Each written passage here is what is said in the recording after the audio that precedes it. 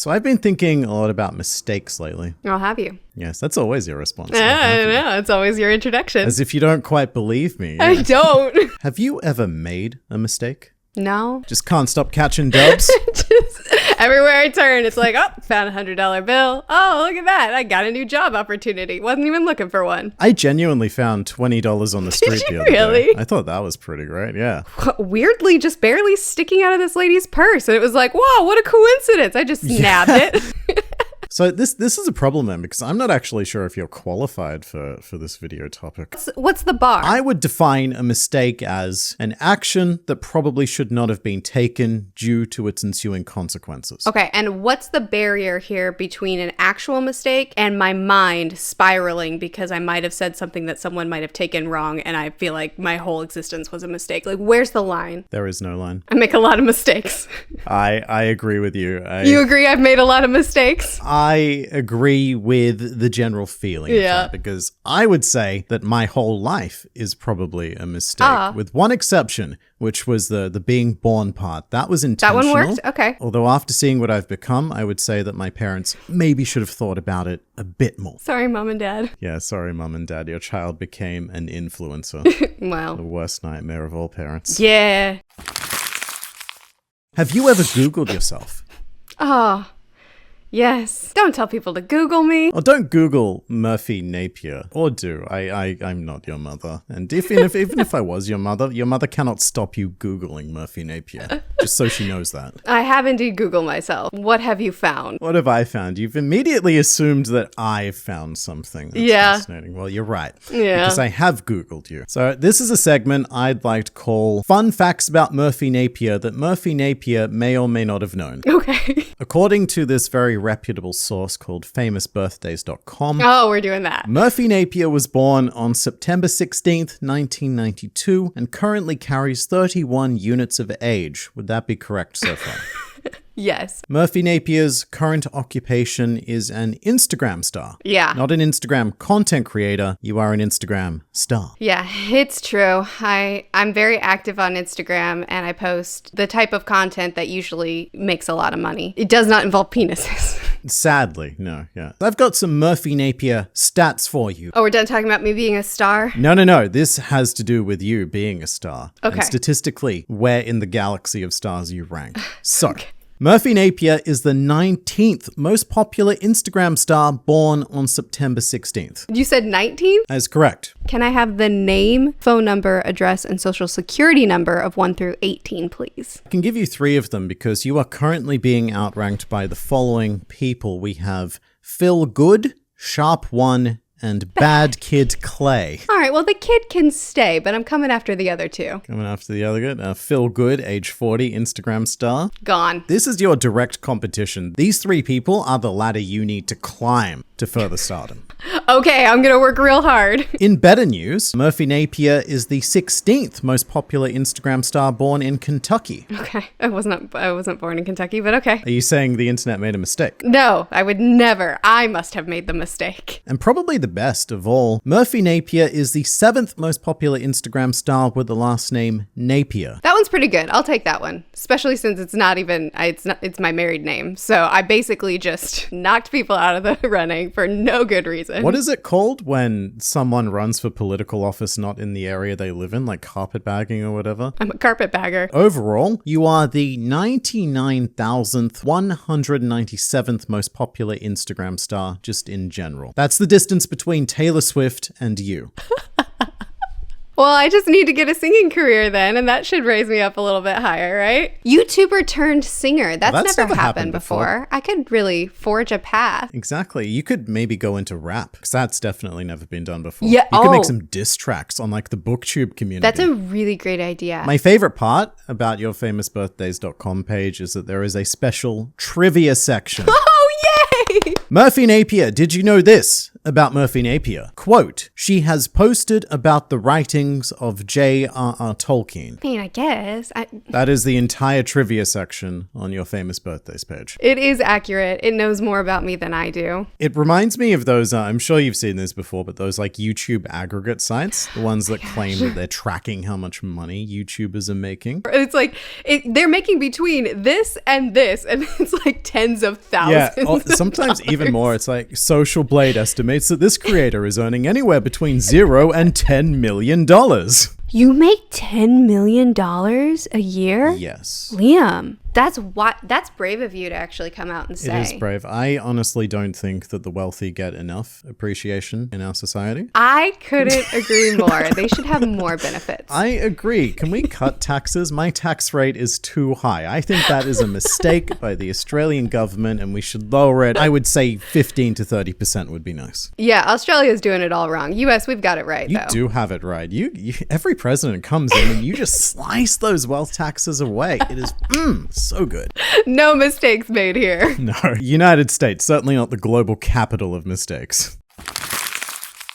Here is an example of when searching for yourself could end up being a mistake. I don't know if you've ever heard this story. This is one of my personal favorite things that has ever happened on the internet. Okay. On the 28th of April, 2011, an article was written about a British MP named Ed Balls. Balls plural. Oh. Now, on this fateful day, one of Mr. Balls' assistants saw this article that was written about him, and they urged Ed Balls to go on Twitter and read it himself. Okay. So Ed Balls went to Twitter, and he typed in his name, which to be clear is Ed Balls, hit enter. Thanks. And nothing happened. That's because instead of typing it into the search bar, he had typed and sent an actual tweet. Okay, just of his name? Just of his name, which was immediately seized upon by the public and retweeted about 15,000 times, which was a lot in 2011. And also, I'm loving this old formatting of Twitter. But this was largely because Ed Balls didn't know that it was possible to delete tweets. So to the public, it just looked like Ed Balls had tweeted out Ed Balls, and everyone went with it, retweeted it. It became a bit of a moment of cultural importance for the internet, and to this very day, April 28th is celebrated as Ed Balls Day. That's amazing. That's such a harmless mistake. That's such a, okay, I can recover from this funny anecdote kind of mistake. I agree. This is nothing like my midnight mental spirals. No, it's nothing like my struggling to go to sleep and remembering all those mistakes you made in university social situations, sort of, yeah, you understand.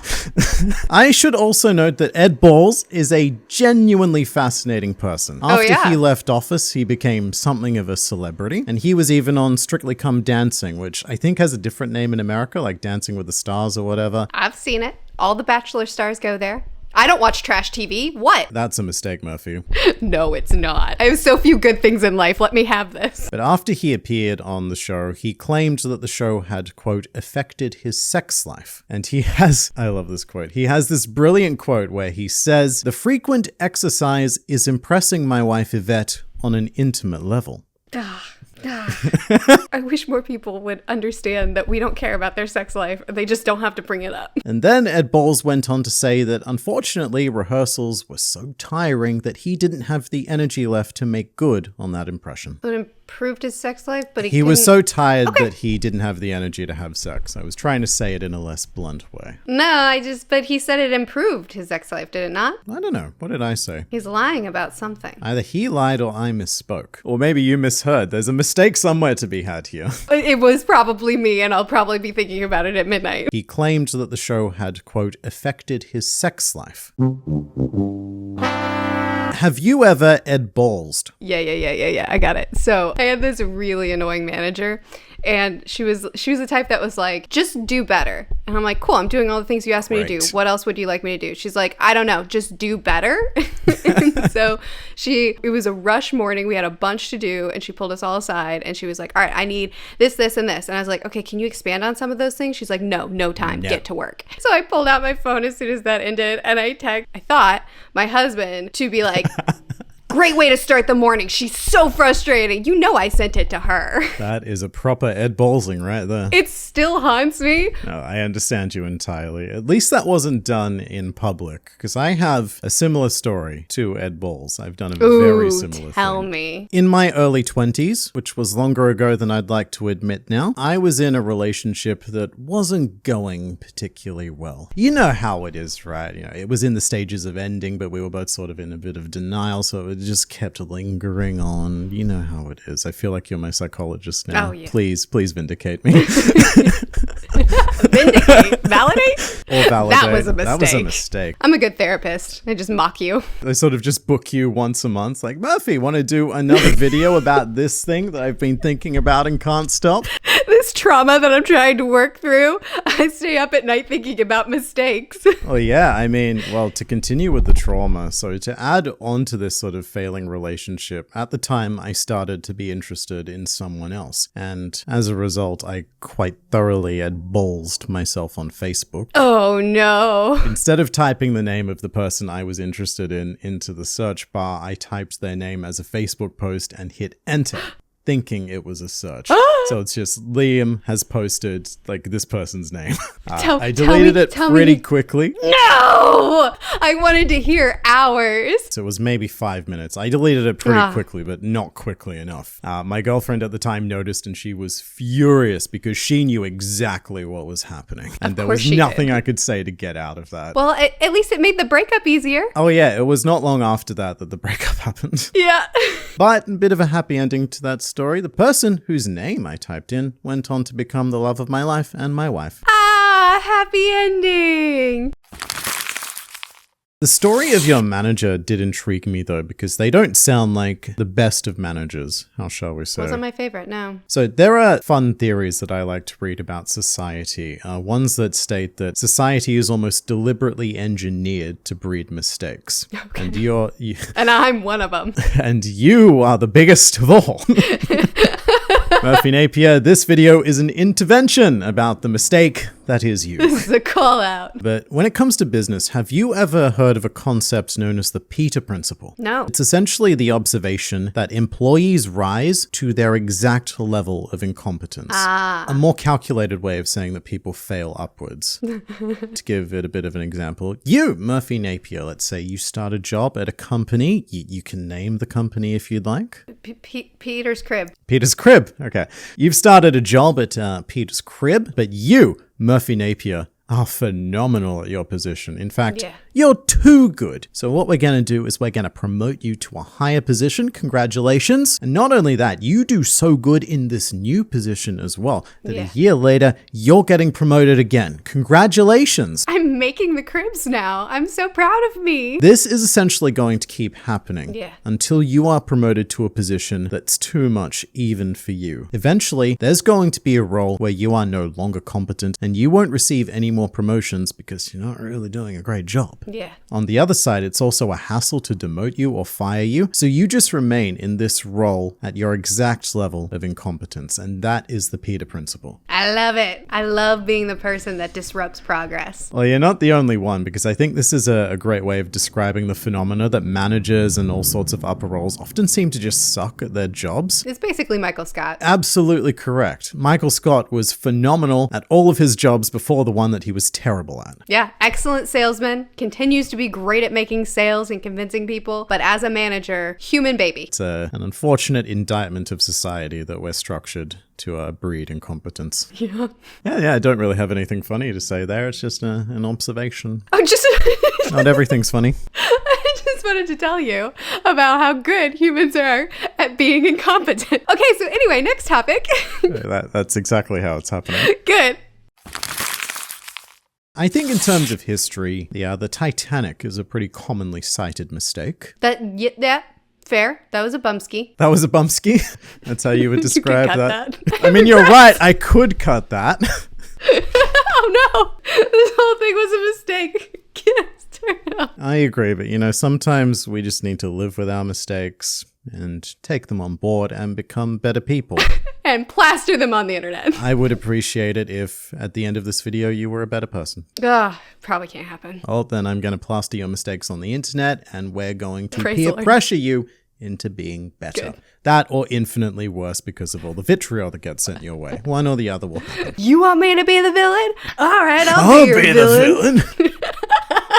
But do you know the other tale that the Titanic allegedly sunk purely due to a missing key? Oh, no, I haven't. This is a fascinating story. I honestly don't know how true it is, but I've heard it enough times from enough sources. I was going to say reputable sources, but I don't know that. As the tale goes, a couple of days before the Titanic's maiden, and I suppose only voyage, our second officer, David Blair, was suddenly fired. And so a disgruntled David Blair, he just left the ship with all his stuff, and he took some equipment with him, one of which was apparently a key to a cabinet containing all of the ship's binoculars. Whoa. And no one realized this until after the Titanic had set sail. So, Titanic set sail, and they have to rely on the naked eye to navigate the seas on this colossal cruise ship. And, well, you know what happens there. They hit an iceberg, and then Celine Dion sings My Heart Will Go On. Okay, that's interesting. I'm just saying my son has a book on the Titanic, and it was never in that book. So, I mean, I don't know if that's legit. So, your son's book on the Titanic Is the most credible source. is the most credible source. How old is your son? It's credible. Understood. Did you know that all the photos that we have of the Titanic before the voyage, not the ones on board by the passengers, but like the publicized photos, aren't the Titanic? What? Yeah, you've been lied to. There was another ship that was made at the same time that had the exact same layout. It was its twin, but when they publicized the Titanic, they just used the pictures from that one for press rather than just retaking what is essentially the same. This feels like discovering that Santa Claus isn't real, but at the same time, I'm not surprised. I guess between us, you are the expert on the Titanic. I think it's very possible that this key story is a little bit played up because there's just one more detail that I should probably add so that we have full context, which was that this key was auctioned in 2007. This key that was said to be the reason why the Titanic sank. And it was ultimately won for around $210,000 US. Of course it was. There could be no agenda attached to that. There may have been some inflation of the key's importance to generate that price. But that's my only thing. Otherwise, seems legit. Show me terrible paintings and tell me they're worth something. Give me a random key and be like, I have some lore around this. Sure you do.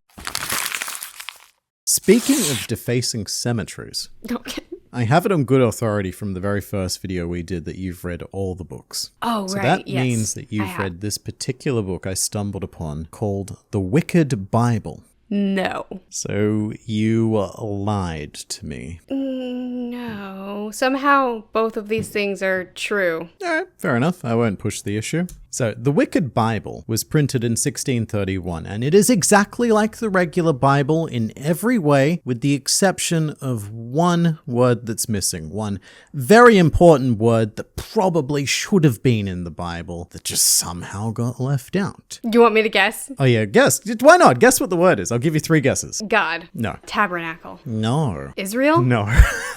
No. Lie. Adultery. No, but it's in the adultery commandment. Lust after your neighbor's wife? So the word that is missing is the word... Covet! Covet your neighbor's wife? The word that is missing is not. Oh. And it's missing from the 7th commandment, thou shalt not commit adultery, which in the Wicked Bible says thou shalt commit adultery. Well, I don't agree with that command. It's pretty funny because I can just imagine a Puritan getting his brand new copy of the Bible, seeing God's patch notes for Christianity and just going, well, what can I do, honey? It's the word of the Lord. You don't think the word wicked plastered on the front would be a giveaway? Oh, no. So, okay, important detail I've missed. This was printed just as an actual copy of the Bible. Oh, that's And it was renamed the Wicked Bible after the mistake was discovered. This actually got out into the world as just the Bible. And that's the only change they made in the whole thing? That is the only change that was made in the entire Bible. It was just the omission of the word not. How long did it take for people to notice? People notice pretty quickly because the 10 Commandments are,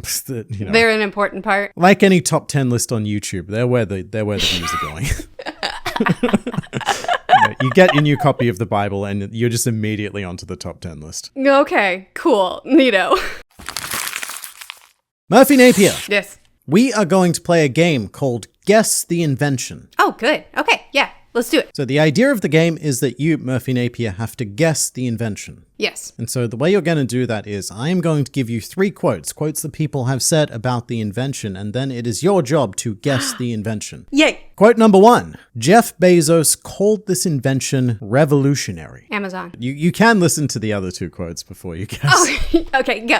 Steve Jobs was quoted as saying, "This invention is just as significant as the personal computer." And finally, the inventor of this device said, "It would be to the car what the car was to the horse and buggy." Murphy Napier, guess that invention. The obvious answer is something like the motorcycle, but this is a mistakes video, so the unicycle? You think that Steve Jobs said the unicycle is the invention that would be just as significant as the personal computer. Okay, but did you know that Steve Jobs was a hobbyist unicycler? Is that true? Yeah.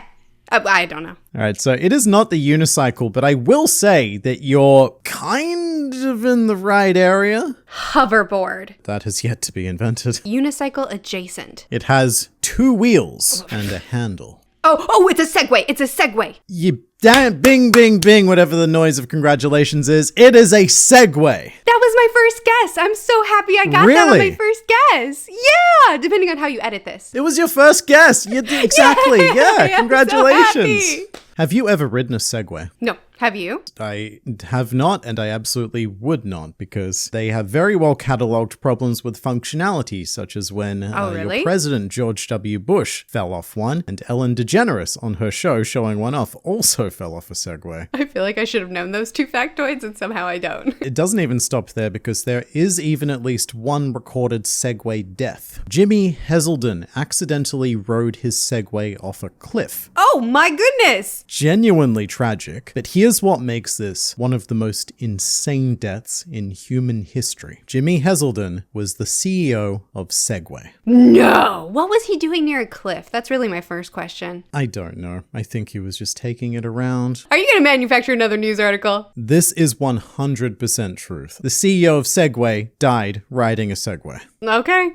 Wow. That is very unfortunate. Yeah, lots of mistakes were made with the Segway, and I reckon that you could come up with a better invention than the Segway, so I'm going to give you 60 seconds. In that time, you're going to pitch me a better invention. Murphy Napier, go. Hoverboard. Great. You've got time left. Let's have a few more. Okay.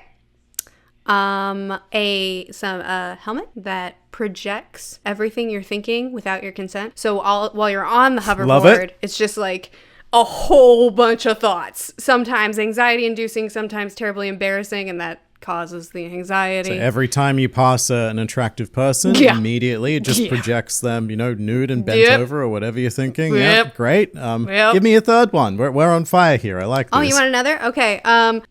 A shirt that is like it automatically creates new sayings all the time, and it's just whatever insecurity you're feeling that day. I would be genuinely interested in that product. Time up. Well done. Yeah. You've just created 3 ideas that are better than the Segway. Oh, thank you. The hoverboard is actually useful, but you can only use the hoverboard while wearing the shirt. Right, so it's this benefit for this cost. I understand. It's a package deal. Murphy Napier, would it be a mistake if we ended the video right here? I think it might be the greatest decision we ever made. All right, then we'd best do that. Good ending.